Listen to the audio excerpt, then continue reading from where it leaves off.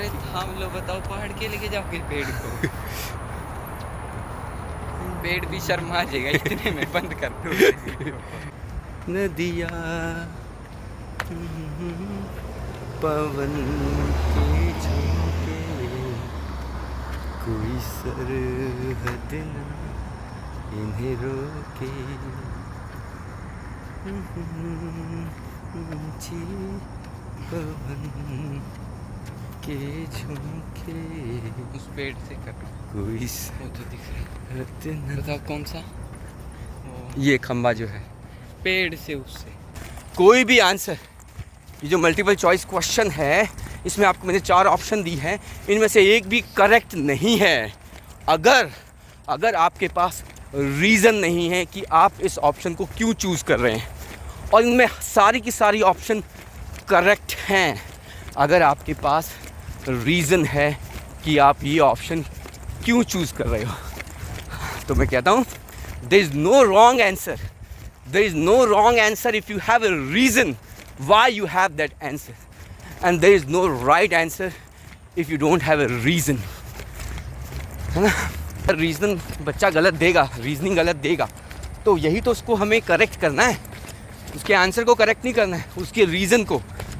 Reason क्या है? वो बेसिक्स हैं, वो फंडामेंटल हैं, उनको करेक्ट करना होता है। तो क्या, बड़ों को राम राम, छोटों को बहुत सारा प्यार। और देखिए आ गया एक और सैटरडे, और हम लोग निकल गए सुबह सुबह अपने वर्कआउट के लिए, लॉन्ग रन के लिए। अभी ऐसा लग रहा है जैसे कि अभी तो एक सैटरडे गया था, दोबारा से सैटरडे आ गया। संडे अभी गया था, जिस दिन हमने सैटरडे संडे जब हमने लॉन्ग रन वर्कआउट किया था, और दोबारा से एक आ गया। तो इतनी जल्दी ये हफ्ता निकल गया, और मैं मन में यही सोच रहा था, यार कितनी जल्दी, अरे अभी तो सैटरडे आया था, दोबारा आ गया, है ना। तो मुझे एक बात ध्यान आई कि लाइफ में बहुत बार ऐसे फेजेस आते हैं कि जब आपको, मतलब कि जो आपके वर्किंग डेज़ हैं वो चुटकियों में निकल जाते हैं, और ये ना एक इंडिकेशन है कि आप अपने प्रोफाइल को एंजॉय कर रहे हैं, ये इस चीज़ का इंडिकेशन है ना। और जब इस तरह के फेजेस होते हैं कि हफ्ता बड़ी मुश्किल से कटता है, बड़ी मुश्किल से संडे दिखाई देता है, तो ये इंडिकेट करता है कि हाँ, आपके प्रोफाइल में आपको मज़े नहीं आ रहे हैं, आप अपने प्रोफाइल में दिन काट रहे हैं। तो जब भी ऐसा फील हो तो समझ लो ये इंडिकेशन है कि या तो नौकरी चेंज कर लो, है ना। अच्छा यही है, नौकरी चेंज कर लो, क्योंकि मेरे साथ मैंने ये दोनों ही फेजेस देखे हैं ज़िंदगी में। ऐसे भी समय देखे हैं जब मंडे को स्कूल जाने का मन ना करे, और मंडे के बाद सैटरडे आने में बहुत लंबा टाइम लगे। तो ऐसा फेज़ कभी भी आता है तो मैं नौकरी चेंज कर लेता था, है ना। मैं आज तक ऐसे ही करता आया हूँ। और जब ऐसा फेज़ हो कि मंडे को स्कूल जाने का मन करे और सैटरडे तुरंत आ जाए, तो समझ लेना कि हाँ, सही जगह काम कर रहे हो और सही प्रोफाइल पे काम कर रहे हो। देखो, 2 चीज़ें हैं, एक तो प्रोफाइल, एक है आप किस जगह काम कर रहे हो। बहुत बार ऐसा भी होता है कि प्रोफाइल तो अच्छा है, लेकिन जिस जगह आप काम कर रहे हो वो जगह अच्छी नहीं है ना। इस चीज़ को भी समझना ज़रूरी होता है कि या प्रोफाइल में कमी है या जगह में कमी है। जैसे मैंने 1-2 बार प्रोफाइल भी चेंज की। मैं बैंकिंग में गया, बैंकिंग में टाइम लगाया मैंने, उसके बाद मैं कंटेंट डेवलपमेंट की कंपनीज़ में गया जहाँ पे मुझे कंटेंट डेवलप करना होता था।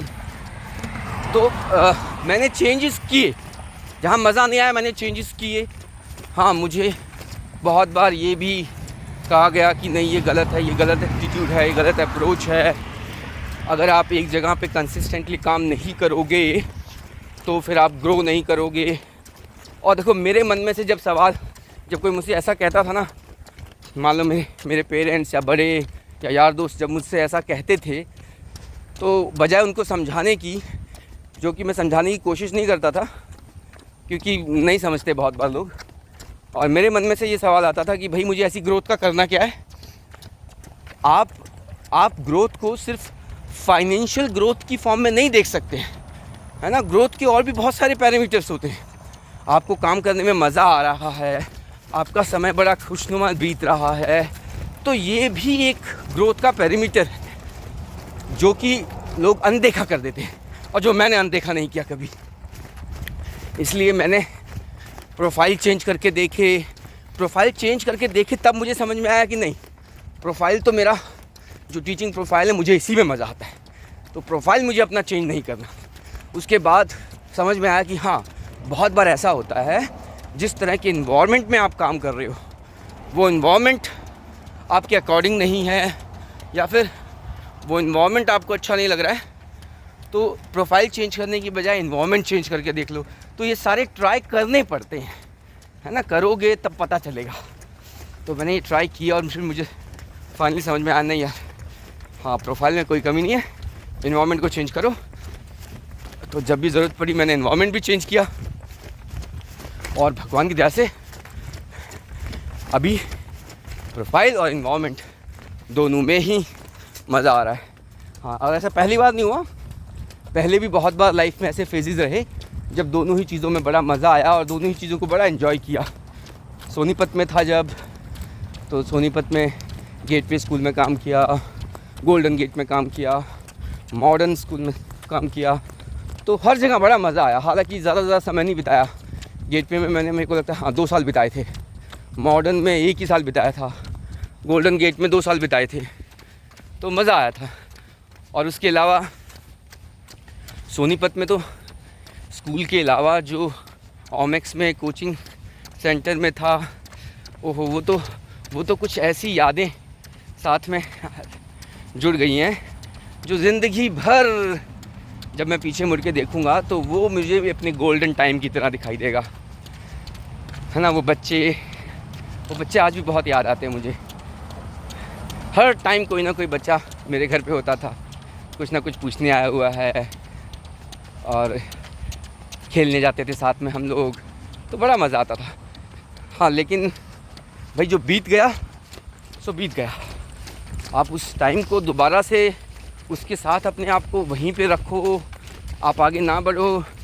ये भी मैं समझ चुका हूँ कि हाँ, ज़िंदगी जो है ऐसी चीज़ का नाम है कि टाइम को एंजॉय करो और आगे बढ़ते चलो, क्योंकि मुझे पता है एक दिन ये दिन भी बीत जाएंगे, है ना। आज मैं अमेरिका में काम कर रहा हूँ स्कूल में, एक दिन ये दिन भी बीत जाएंगे और ये भी उतने ही याद आएंगे जैसे वो दिन याद आ रहे हैं। तो ज़िंदगी नाम ही है सफ़र का। आप किसी एक स्टेशन पे हमेशा के लिए नहीं रुकते हैं। कुछ लोग रुकते हैं जिनको रुकना अच्छा लगता है, बट हाँ, मुझे नहीं रुकना अच्छा लगता, क्योंकि मैंने देखा है कि अगर आप एक ही स्टेशन पे रुक जाओ ना, आप आगे ना बढ़ो, तो विश्वास करो कुछ टाइम के बाद वो स्टेशन भी बदल जाते हैं। तो समय के साथ साथ चीज़ें तो बदलनी ही बदलनी है। ऐसा नहीं है कि मैं ओमेक्स से आ गया हूँ और मैंने अपनी सराउंडिंग चेंज कर ली है। अगर मैं आज ओमेक्स में बैठा होता तो 5 साल पहले का जो ओमेक्स था वो आज नहीं होता, तो मुझे वो दिन फिर भी याद आ रहे होते कि हाय पहले ओमेक्स कितना अच्छा होता था, है ना। बस याद करने का तरीका बदल जाता है। जैसे अब मैं कैसे याद करता हूँ, हाय ओमेक्स में कितना अच्छा लगता था मुझे, सोनीपत में कितना अच्छा लगता था मुझे, और फिर मैं क्या सोचता, अरे यार 5 साल पहले ओमेक्स का माहौल कितना अच्छा था, सोनीपत कितना अच्छा था। तो जो बीत गया वो याद आएगा ही आएगा। कोशिश ये करो, उसको याद करने में कोई बुराई नहीं है, लेकिन कोशिश ये करो कि अपने प्रेजेंट को भी बहुत बेहतरीन बनाओ, ताकि इसको भी जब कल को पीछे मुड़ के देखो तो एक तसल्ली हो कि हाँ, मैंने अच्छा समय जिया। हमेशा प्रेजेंट को बहुत अच्छा बनाने की कोशिश करो, और ऐसे ही ये पूरा का पूरा सफ़र कब बीत जाएगा पता भी नहीं चलेगा। बस जब ये सफ़र का अंतिम समय आएगा, उस समय जब पीछे मुड़ के देखें तो मन में संतुष्टि होनी चाहिए, पछतावा नहीं होना चाहिए। इसी का नाम ज़िंदगी है। अभिमन्यु के साथ जब मैं जाता हूँ एकेडमी में और वहाँ ग्राउंड में वर्कआउट करने जाता हूँ, वहाँ पे ना कुछ बच्चे स्पोर्ट्स की तैयारी कर रहे थे, और उनमें से फिर एक बच्चा मेरे पास आया। उसने मुझसे कहा कोट ऑफ द डे, और फिर उसने मुझे कोट सुनाई। वही बात याद आ गई यहाँ पे अभी। उसने मुझे सुनाया था कुछ इस तरह से, live life to fullest with no regret, live life to fullest with no regret. तो ज़िंदगी को पूरा खुल के जियो, बट मेक श्योर इतना भी मत खुल जाना कि बाद में पछताना पड़े। तो ज़िंदगी को पूरा खुल के जियो, लेकिन पछताना नहीं पड़ना चाहिए, कोई पछतावा नहीं होना चाहिए जब पीछे मुड़ के देखें। तो कंटिन्यू करते हैं अपने वर्कआउट को।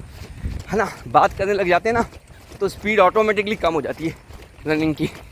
चलिए, बीच में कुछ अच्छा मिला, कुछ नज़ारे अच्छे मिले तो नज़ारे आप लोगों के साथ शेयर करेंगे, और कुछ अगर मन में थॉट्स अच्छे आए तो वो थॉट्स आप लोगों के साथ शेयर करूँगा।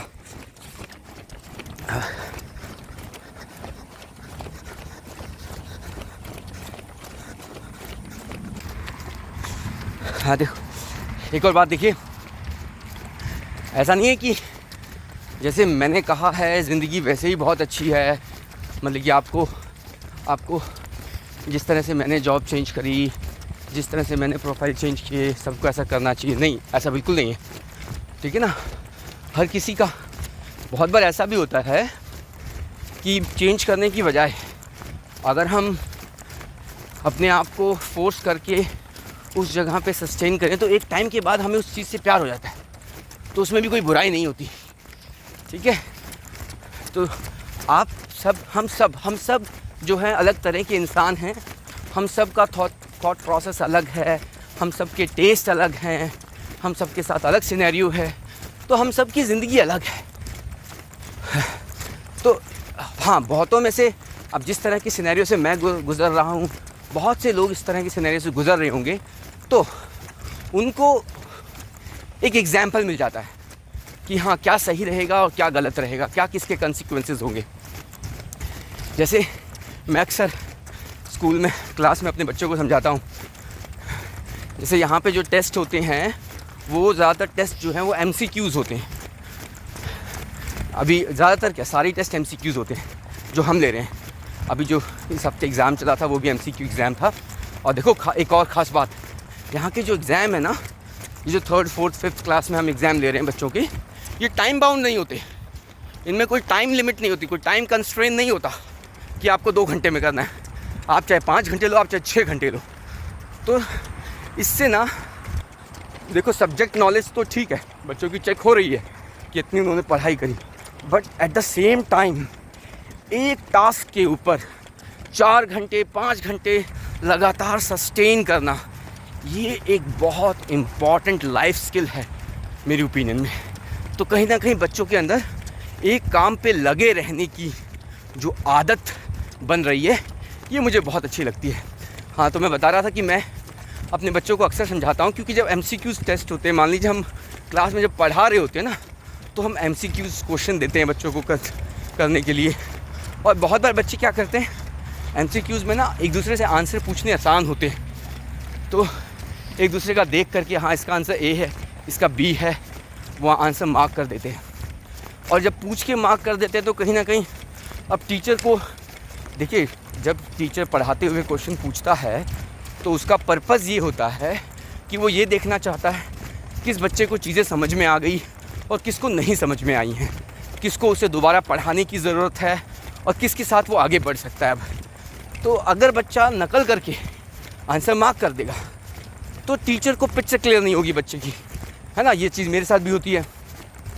तो मैं अक्सर अपने बच्चों को समझाता क्या हूँ, टीचर के पास रास्ते हैं तो वो रास्ता भी यूज़ करता हूँ, फिर उनको समझाता भी हूँ कि देखो भाई, कोई भी आंसर, ये जो मल्टीपल चॉइस क्वेश्चन है, इसमें आपको मैंने 4 ऑप्शन दी हैं, इनमें से एक भी करेक्ट नहीं है अगर आपके पास रीज़न नहीं है कि आप इस ऑप्शन को क्यों चूज़ कर रहे हैं। और इनमें सारी की सारी ऑप्शन करेक्ट हैं अगर आपके पास रीज़न है कि आप ये ऑप्शन क्यों चूज़ कर रहे हो।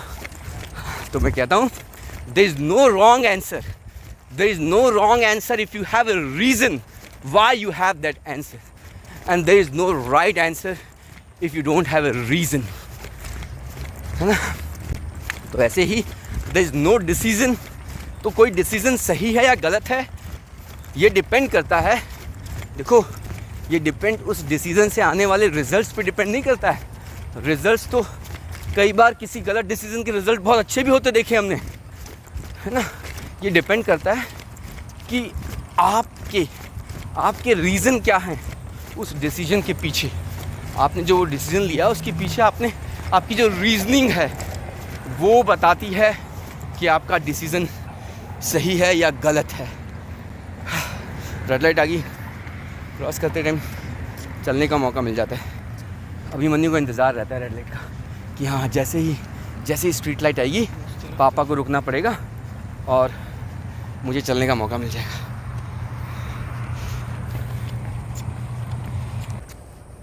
दूर करता हूँ चलने के पोर्शन को लंबा करता चुना मैं आऊँ ही ना तो मत आप घसीट के लेके आके दिखा दे। मैं तो क्यों लेके आऊँगा घसीट के, मुझे क्या ज़रूरत है? तेरी ज़िंदगी तुझे डिसाइड करना है, मुझे कोई फ़र्क नहीं पड़ रहा। मुझे फ़र्क पड़ेगा मेरी लाइफ से, मेरे डिसीजन से। आपके डिसीजन से आपको फ़र्क पड़ेगा भाई। हाँ मुझे तो यही संतुष्टि है कि मैंने तो सही ये समझाई थी भाई, अगले की मर्ज़ी थी, अगला कैसी लाइफ जीना चाहता है। तो आ नहीं रहा हूँ क्या मैं? पता वैसे बोलोगे जैसे तो पता नहीं पूरा। तो आ रहा है तो तू मुझ पे, पहली बात तो तू ये बात ध्यान रख कि तू मुझ पे एहसान नहीं कर रहा। तो मैं कह रहा हूँ मैं एहसान कर रहा हूँ। हाँ तो तू तो कह तो ऐसे ही रहा था। मैं तो कैसे ही कहूँ।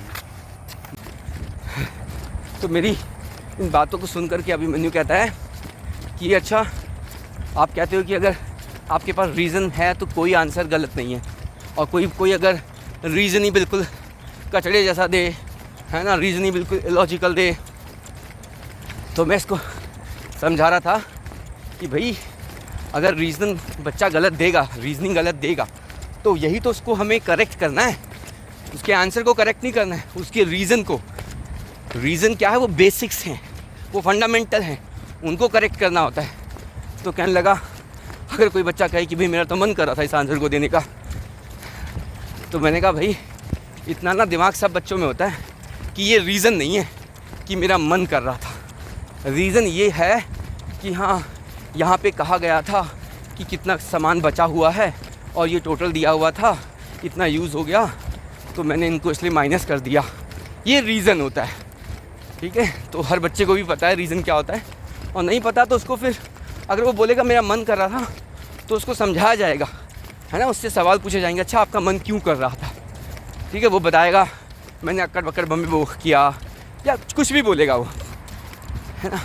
तो उसके बाद उसकी उस रीज़निंग को करेक्ट करना है कि हाँ राइट आंसर पे ये अक्कड़ बक्कड़ बम्बे बो करके नहीं पहुंचा जाता है ना। इसका तरीका ये हो सकता है, उससे कहेंगे दोबारा कर, वो दोबारा करेगा, कोई और ऑप्शन आंसर में आ जाएगी, तो हम फिर कह सकते हैं देख ले ये तुझे आंसर देगा ही नहीं। इसको रीज़निंग होती है, आप पढ़ के उस सिचुएशन को समझो, उस कहानी में क्या हो रहा है समझो, उस कहानी में कुछ आ रहा है, कुछ जा रहा है, मुझसे क्या पूछा गया है।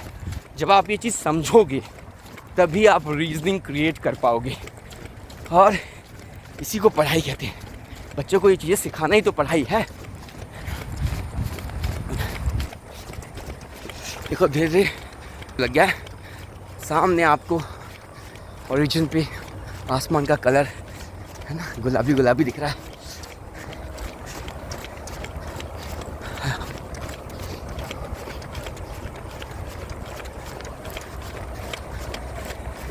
सुबह सुबह सराउंडिंग का जब रंग बदलता है ना धीरे धीरे, बहुत प्यारा लगता है।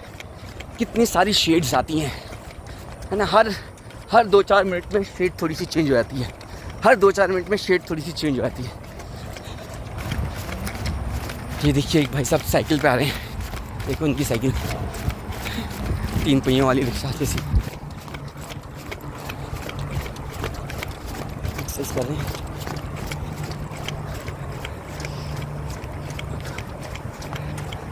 नदी के पानी में जब सूरज की किरणें रिफ्लेक्ट होके आती है ना, बहुत अच्छी लगती है।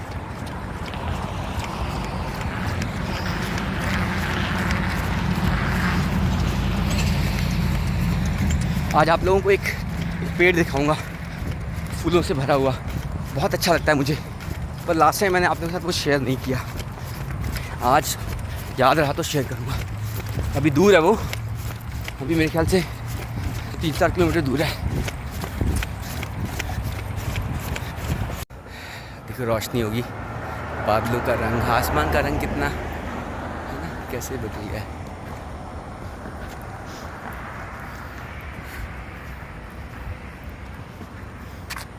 नदिया पवन के झोंके, कोई सरहद न इन्हें रोके,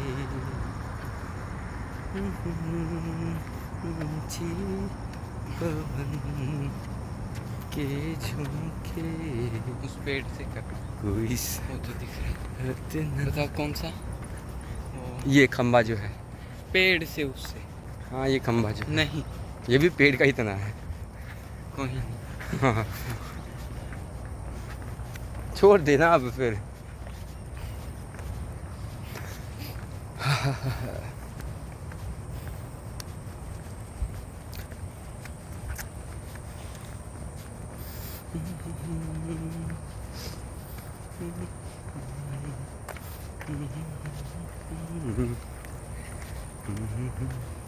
लेट्स स्टार्ट। वो उसकी शुरुआत से उसी की बात कर रहा हूँ।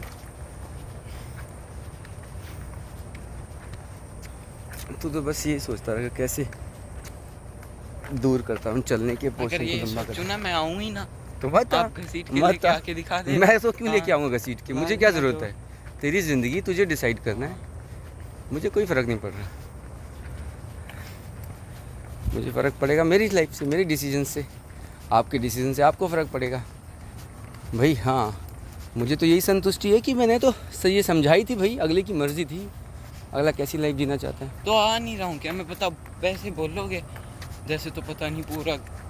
तो आ रहा है तो तू मुझ पे, पहली बात तो तू ये बात ध्यान रख कि तू मुझ पे एहसान नहीं कर रहा तो मैं कह रहा हूँ मैं एहसान कर रहा हूँ। है। हाँ, तो तू तो कह तो ऐसे ही रहा था। मैं तो कैसे ही कहूँ। वही वाला पेड़ था ना, हाँ तो चलो आप ही कर नहीं रहे। तो लास्ट के लगभग 1 किलोमीटर का मैं थोड़ा तेज़ रन लेता हूँ और अभी मनु रह गया पीछे। तो जब तक वो आएगा तक तो मैंने सोचा बदलते हुए सराउंडिंग के प्यारे रंग दिखाऊं। कितने सुंदर रंग बिखेरे हुए हैं देखो कुदरत ने, वो चांद।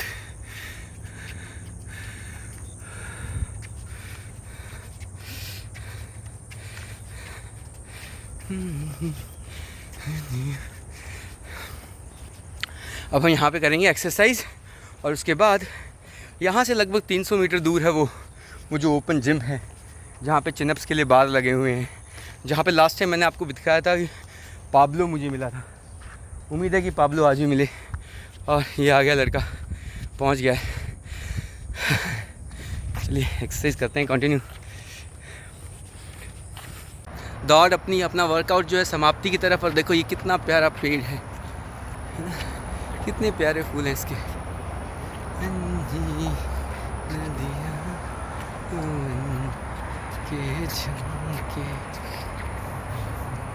अरे बस हम दो। अरे थाम लो, बताओ पहाड़ के लेके जाओ फिर पेड़ को। पेड़ भी शर्मा जाएगा इतने में, बंद कर दो। अब पहुंचने वाले हैं हम लोग अपने घर और सैटरडे का वर्कआउट हुआ ख़त्म। एक अच्छी शुरुआत सैटरडे की। और आज अभी दिन में खाएंगे खूब सारे पकवान, दोपहर को बनाएंगे कढ़ी।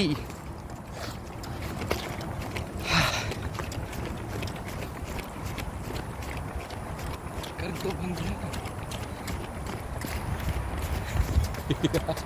पापा अपना आज ना यहाँ पे पेड़ की छटाई करने के लिए गाड़ी आई हुई है। देखो ज़रा कैसी है ये।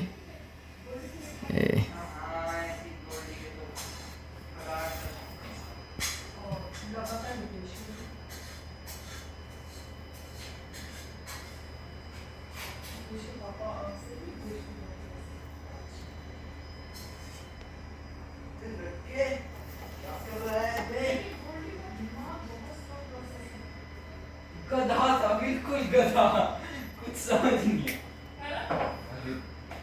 एक बार को एक चीज को कितनी बार उसको करवाना होता है।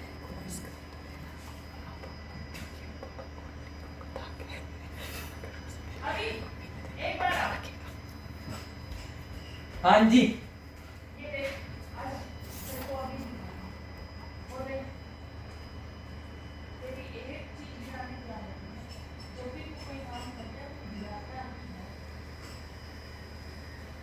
तो मेरे को बड़े होके बहुत सारे नौकर रखने पड़ेंगे। नौकर भी 60-70 कम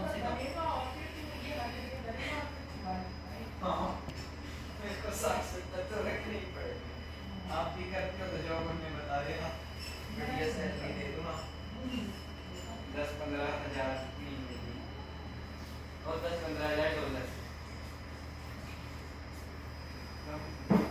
आपको याद है एक बार ऐसी ना मैंने गर्म रोटी ऐसी लगा दी थी और मैं पहले चिपका दी थी। मैं बोल रहा था कसम से मैं बोल रहा था आप को ऐसे चिपका दी। ये काम कर रही हूँ। मम्मी ने कसम से मेरे पे दाएं का नहीं चलता मैं मैंने नहीं देखा, मैंने कहा ये आप खाना खा ली। आप खा मैंने कहा फिर घी में कोई different होता है जी।